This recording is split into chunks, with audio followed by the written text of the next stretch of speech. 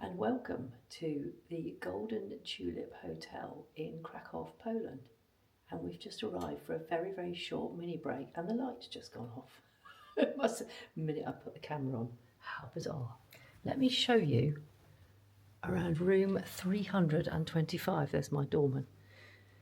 So this is what they call a deluxe room. So it's a sort of an upgraded room, and we'll start with the wardrobe, which has got 2 toweling robes ready to go, which is nice, and a couple of coat hangers. We're only staying for 3 nights, so we don't need lots of coat hangers. And down the bottom there's a safe and some slippers, and then you've got your platform to put your suitcase on, and some hooks as well, which is always useful. And then there's a nice mirror to admire oneself in, and a couple of easy chairs as well, which is nice. It's a very good sized room with very high ceilings. And then we've got a twin bedded setup here, which I just booked it, didn't know what we were going to get, but that will be lovely. Because we won't beat each other out of bed in the night, so that will be good. And then we've got over here, we have got our little sort of area where there's some fairly basic tea and coffee making facilities. I probably won't bother with those because we'll be able to have coffee downstairs in for breakfast. But what there is here as well, and I believe it's complimentary, it's a mini bar, which is nice to have. So we've got a couple of juices, a couple of beers, a Coke, a Sprite, a Twix, and what looks like some almondy type things. So that's quite a nice little touch there. I don't know whether that gets replenished or not, but we've got that one there. And then we've got a flat screen TV. And then through here we've got a very nice, immaculately clean bathroom. The only thing I don't like is they've got this integrated hair, shampoo and soap together. Well, that's the one for the sink, but there's one in the shower as well. I'm not a fan of those, but I brought my own anyway, so it doesn't really matter. But it looks like a nice setup anyway, and good looking towels, which look ideal. A couple of hand towels, a couple of bath towels as well. So this is our room for the next 3 nights, and we're on an EasyJet break to Krakow, and we had a very good flight. It was really good. It was just over 2 hours. It left a little bit late from Bristol, but it was actually a very, very good flight in the end. Very, very smooth, and it wasn't full. And we got wise to the fact that the exit or the entry and exit system can be very slow. Krakow has got a reputation for having real bottlenecks because it's a fairly small airport. So we booked seats right at the front of the plane this time so that we could be the first off the plane, and we were. And we managed to strategically position ourselves to get to the terminal on the bus as well. And we were off straight away. We went straight through immigration. It took about 10 minutes for them to do photographs, fingerprints, etc. So that's always worthwhile, actually. Get off the plane as soon as you can and get to the front of the queue. Otherwise, you'll be there for a while. So we got through, we met our taxi the other side, and all in all, I think the whole process from stepping off the plane to getting to the hotel has taken just over an hour, so a little bit longer than an hour and a half, including the journey. So that was good. So it's quite late now. It's about, what time is it now? It is exactly 10:40. Oh, it's 10:40, so it's obviously Polish time. We're ahead an hour. So we're going to go for a very, very quick stroll for 10 minutes just to get some fresh air. And then we're going to come back. We're going to unpack our bags, which won't take very long. And we're going to go to bed. And tomorrow we're going to have a stroll around the old town of Krakow, or Krakow. I never know which one it is. I think it's Krakow, isn't it? We're going to have a stroll around the old town of Krakow and just get our bearings. And then on Tuesday we've got a mega trip. We're not quite sure what time it starts, but it'll be early in the morning. We're off to Auschwitz in the morning, and then in the afternoon we're going to a salt mine. So we're combining the two. So that will be quite a challenging day, I think, on many levels. But it'll be an interesting trip, and we'll take you along with us. And we are walking into the old town, and it's lovely because it's a very, very quiet day today. It's actually very, very nice and quiet. I'll just turn the camera around. Hello, it's me. And there's not lots of people around. It's a good time to come, early March. It's not on the holidays. No holidays and high days. It's quite civilised at the moment. And the plan for today is to go to the Museum of... That's the Underground Museum. The Underground Museum, which... Excellent. That's the cloth hall straight ahead.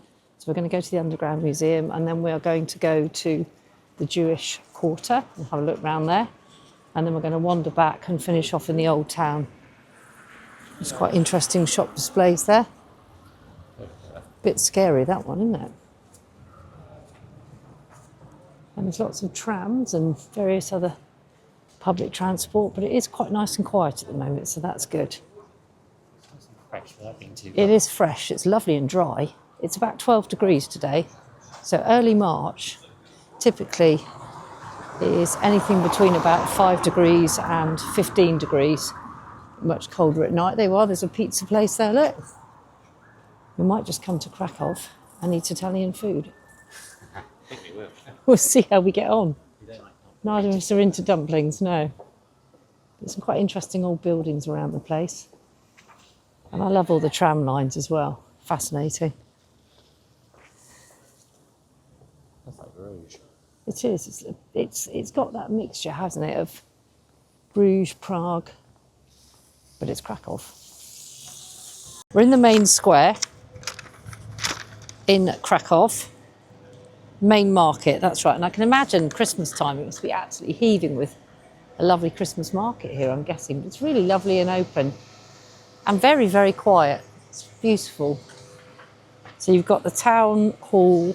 It's a town hall tower on my right. And then you've got the cloth hall straight ahead and lots of lovely buildings and lots of lovely restaurants as well and cafes, which we may well be visiting two of later on. So it's very, very pleasant, very nice.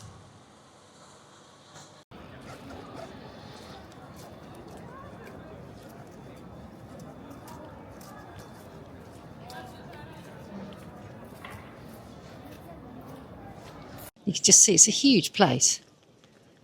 There's lots of restaurants dotted around, and I can imagine it's really busy here in the summer.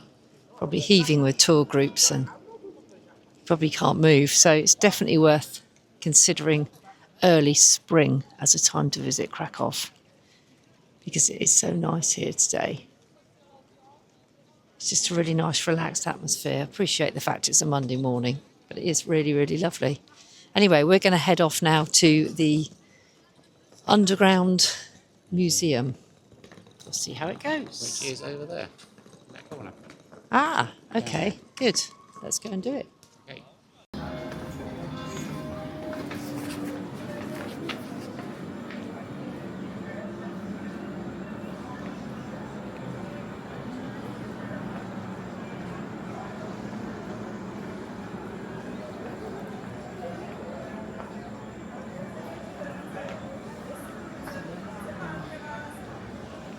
In the Underground Museum, learning about Krakow's past. It's quite interactive. Lots of sound effects.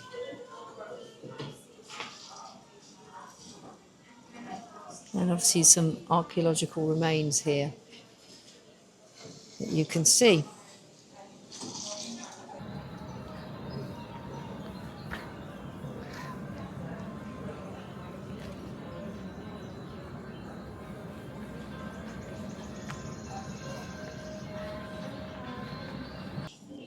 Certainly feels a bit weird walking over here. It's a bit like Sardinia. It is a little bit, isn't it? So this must be all the original remains.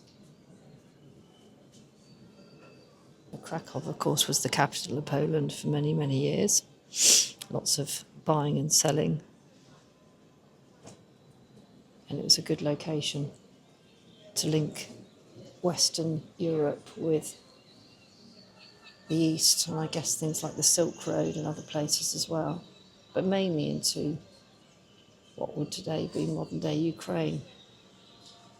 And the link between Krakow and the city of Kyiv looks quite strong. Because next door, of course, is Ukraine. It was a real hub.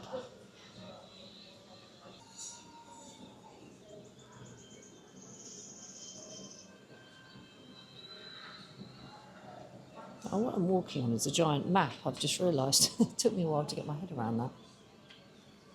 Just walk back. Underneath the glass is a giant map. Is that? Yeah, it's a map of Europe. You see what I mean? Yeah. Shows you all the different places, I guess, that Krakow traded with.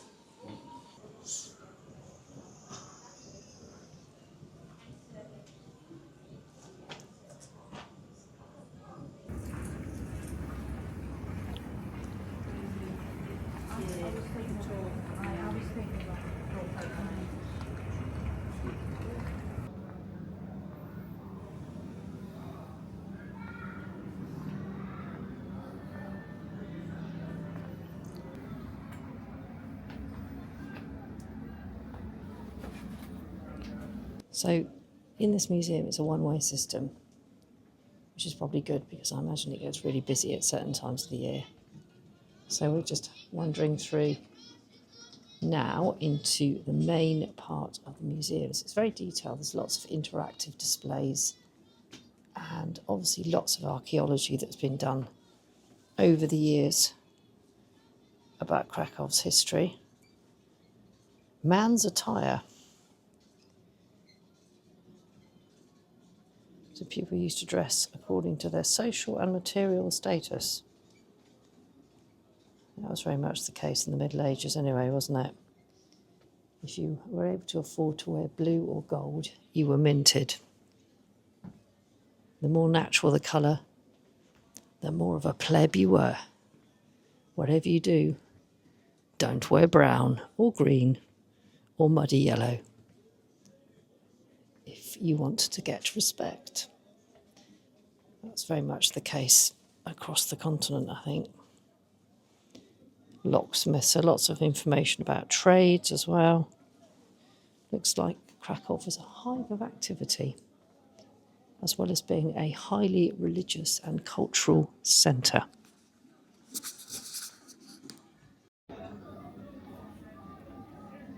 Okay, so we're on our way to the Jewish Quarter now, and we're just walking past Wawel, I think that's how you say it, Wawel Castle, which is on our right-hand side, and is amazing. And it's, as I keep saying this, but it's really nice and quiet here today. You can get around very easily. So we've just had a trundle through the old town. We had a nice little trip to the Underground Museum, and we'll go to the Jewish Quarter and have a wander around there. And then we're going to come back to the old town and have a stroll around. It's perfect strolling conditions today. Really, really nice.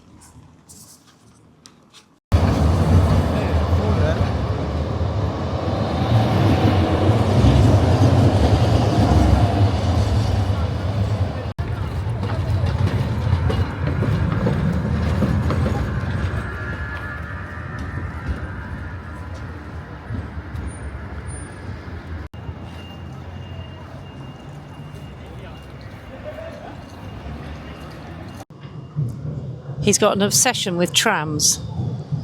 Every time there's a city with trams in it, he gets a camera out and starts filming. They are quite attractive things. I quite like a tram.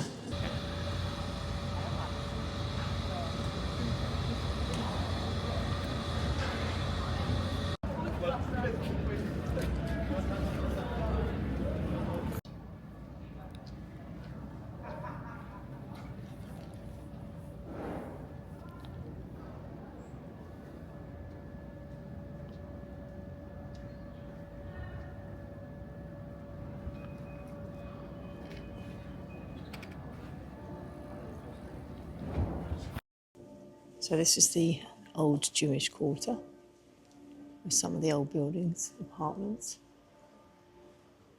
I'm wondering if they use this for a film set, because it reminds me of when I was watching Schindler's List and they had all these walkways, but maybe it's a design, I don't know. What's the Jewish gallery bit? Which they used it in the film. They did. They did. Yeah, I wondered if they did. They probably did then. I've seen it and I remember it. I remember all the archways and the walkways and chucking all the luggage over the top and they were clearing out the flats. And it's been done up since the film. Because Yeah. Before the film, it was very run down. Yeah, I reckon this must be it then, or one of the areas. I'm gonna have to watch that bit again and see.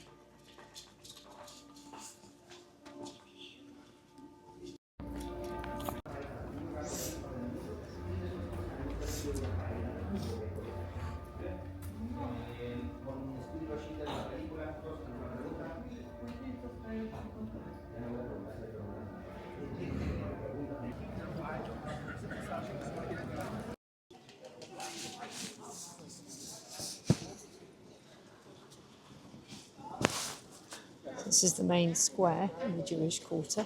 There's a few tour groups around now, mainly A-level or whatever it is. It's not A-levels, is it?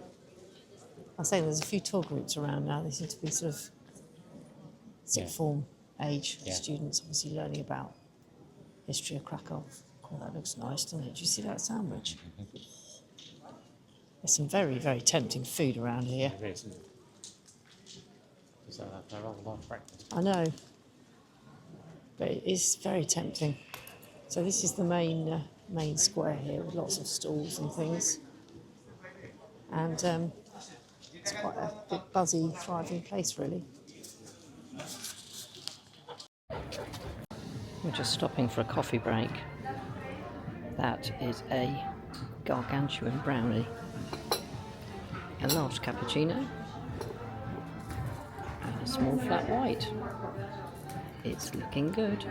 It is a beautiful, beautiful sunny afternoon.